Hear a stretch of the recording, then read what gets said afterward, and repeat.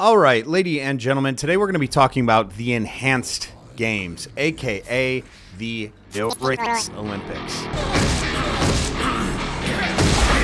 the moment I understood the weakness of my flesh, it disgusted me.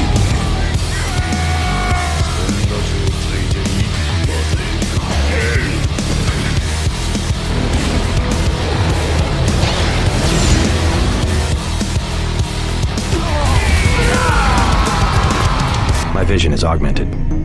It's popping up today because Peter Thiel, a very well-known venture capitalist and investor in major startups, has invested some money in the enhanced games. And it says, breaking, billionaire Peter Thiel and other venture capitalists are funding the enhanced games dubbed as the Olympics on Steroids. It's a revamped Olympic-style tournament that embraces future advancements in medical science, as per a report by Business Insider. The Enhanced Games, funded by Peter Thiel and other venture capitalists, is a tournament that embraces advancements in medical science and allows athletes to use performance-enhancing drugs with health checks. In not so many words, this means competitors will be allowed to be doped up for their games with health checks in place, it added. The events will include games such as track and field, swimming, gymnastics, weightlifting, and combat sports. As per other reports, the inaugural edition is expected in 2025. I'm dubious, and I have some things, like some questions and things we need to consider, but I want to actually do a little bit more research first before I bring those to the table, because I do think they're very important considerations to just allowing doped up athletes health tests or not. So just so we're clear, Peter Thiel, if you guys saw The Social Network, he is the guy who kind of creates that contract with Mark Zuckerberg. He co-founded PayPal until he sold it to eBay for $1.5 billion. He's a very rich venture capitalist. I want to see the actual investment that he had. Thiel was revealed as an investor in a multi-million-dollar seed round on Tuesday for the Enhanced Games. Some of the other investors are Balaji Srinivasan, a cryptocurrency investor and former CTO of Coinbase, Christian Angermeyer, biotech investor who said the games will undoubtedly inspire the public's imagination. Okay, so I'm going to go to enhancedgames.org here to do a little bit more research before, again, I give you guys my philosophy on the matter. Backed by the world's top venture capitalists, which is true, the Enhanced Games is the Olympics of the future. When 44% of athletes already use performance enhancements, it is time to safely celebrate science. I don't know how they got that 44%. Oh, this was a WADA Commission study in 2011. Responders found that 43.6% had WADA compliant elite athletes had used banned supplements in the past year. Let's be clear. Drug testing is about fairness, not safety. Enhanced aims to be the safest sporting event in the world. At the Enhanced Games, we prioritize athlete safety in partnership with top scientists and clinicians. We are developing a full system medical pre-competition screening protocol to protect athletes competing in the Enhanced Games. This is Dr. Aaron Ping D'Souza, president of the Enhanced Games. At the Olympics, athletes are drug tested after each competition. Clearly, the goal of the Olympic drug testing program is to ensure fairness through the threat of punishment for those who use enhancements. There is little to no concern for safety, as the Olympics has no mandated health testing program. Yada, yada, yada. We got that 44% thing. Okay. The athletes competing in the Enhanced Games will receive a free medical screening prior to competition, which will ensure that they're healthy and able to compete. The screening will involve an echocardiogram, blood tests, genomic sequencing, in order to build up a full picture of the athlete's health and allow athletes to make an informed decision about whether they are safe to compete. So I'm, again, very dubious about that, but we'll read the rest of the points here. We have cardiac health, and then they said echocardiogram, system health test. We have different biomarkers, genomic sequencing, brain health.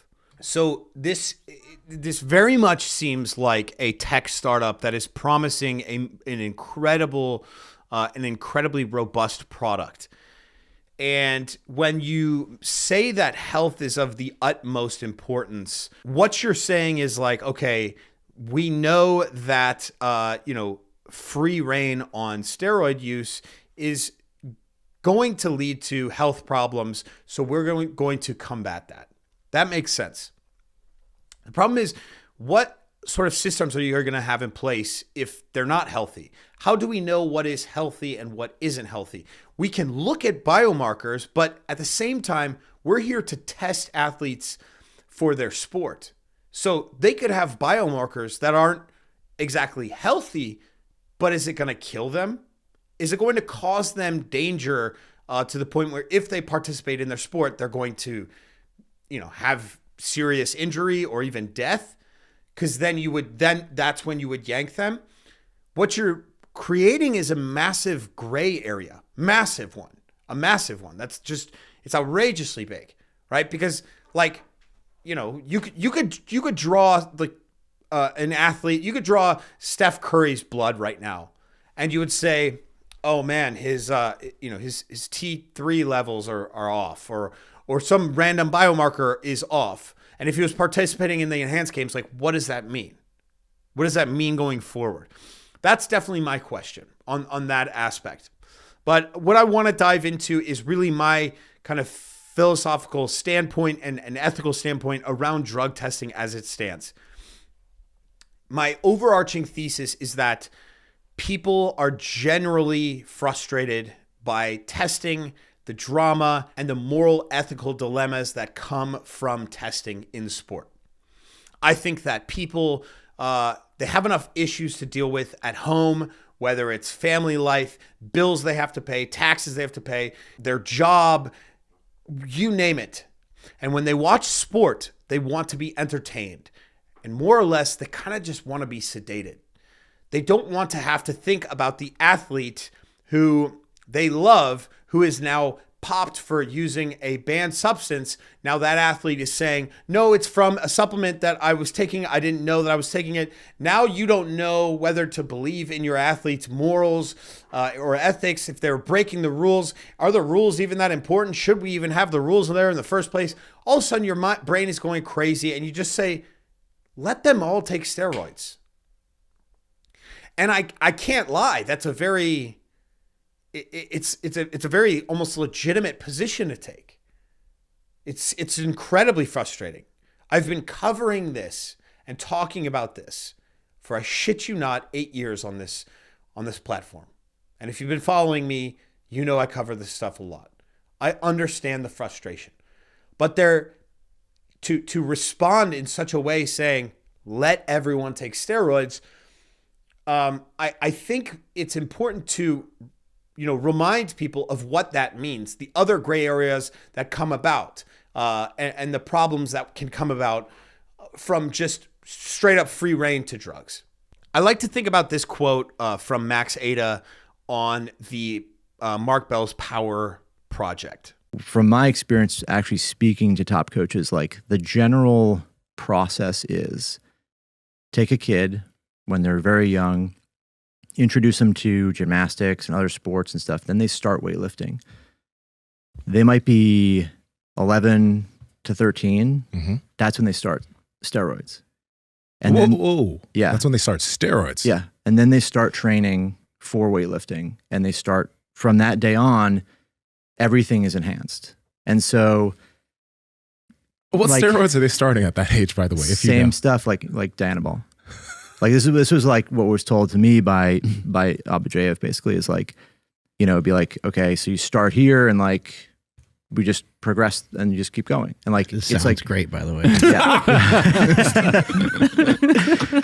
Yeah. What country is this? I'm moving there. Now that is an actual thing that occurred for years and some might say even decades in different states around the world, specifically in the sport of weightlifting, but I can imagine in other sports as well. And I know that I don't actually have to say this, but I guess it bears repeating. Giving children anabolic steroids to succeed in sport for your country is absolutely disgusting and atrocious. I think you can agree with that.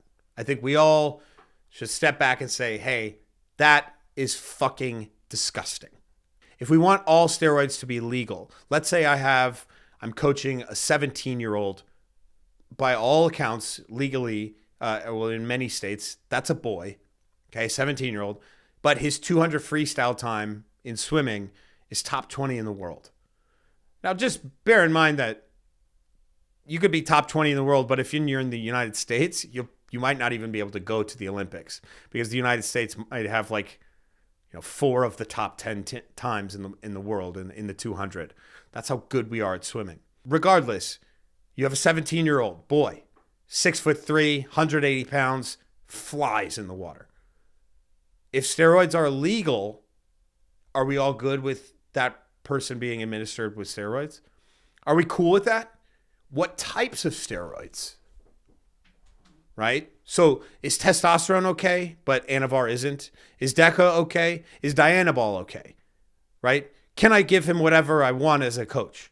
If not, what age, what amount, what compounds, what are we allowing? Because, guys, out of one side of our mouths, we say, hey, kids need to be able to develop naturally. And even beyond that, young men need to be able to develop naturally.